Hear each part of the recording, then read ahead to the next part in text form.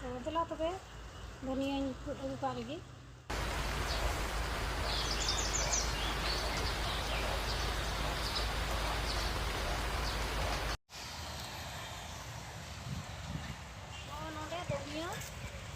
धनिया पे ñेलेत कान गया तिना लटू लटू कना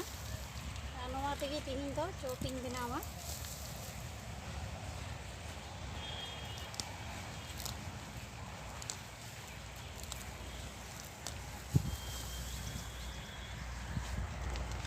ini खागे हुयुआ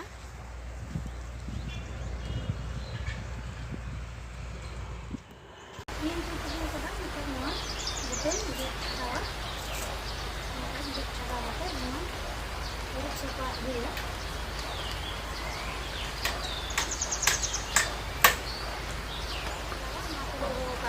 node mina nama beson node rohor meric node bulung node bulung kana node baking soda jeta mitin nyamok na ona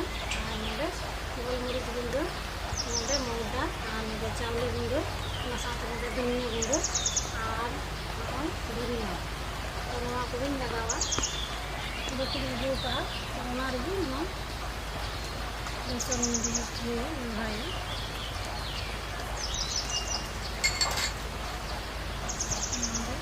चावल गुंडे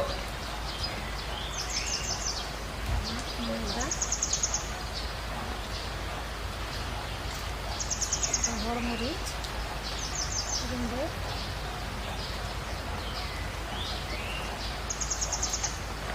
धनिया गुंडे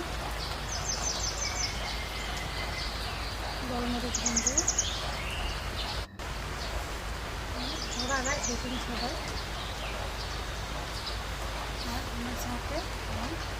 स्वाद हिसाब से बुलुंग नवा जते मसाला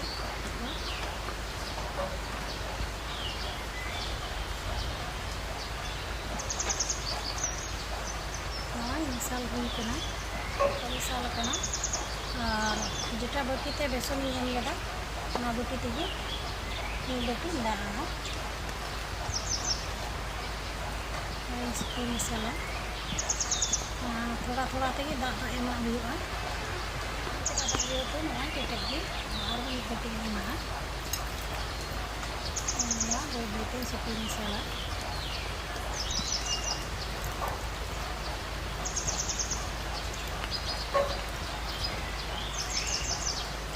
बाटी लेका बेतो दाग लगा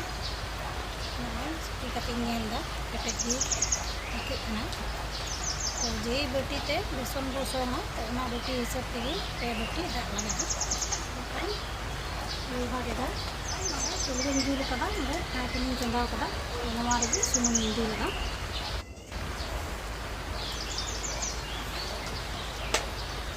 नोकान पागुया और जेटा मुर्गा सेटा थोड़ा खाली करनेगा बांग जरूरत है मुर्गा कना तो हमारे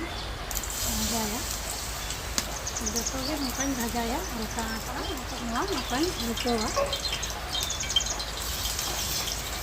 और हल्का आँच पे ही मिसीना थोड़ी अर्जुला खा रंगोगा तो नॉय भाजा हुई कना और भाजा दो किछु समय हटा करके भाजा हुई कना चेदा से भीतरी आखा बांग इसिनोगा मोटा भाजा लगे टाइम हटाव लगा तो तबे तो मज भी इसिनोगा नौका गे जतोनी भाजाया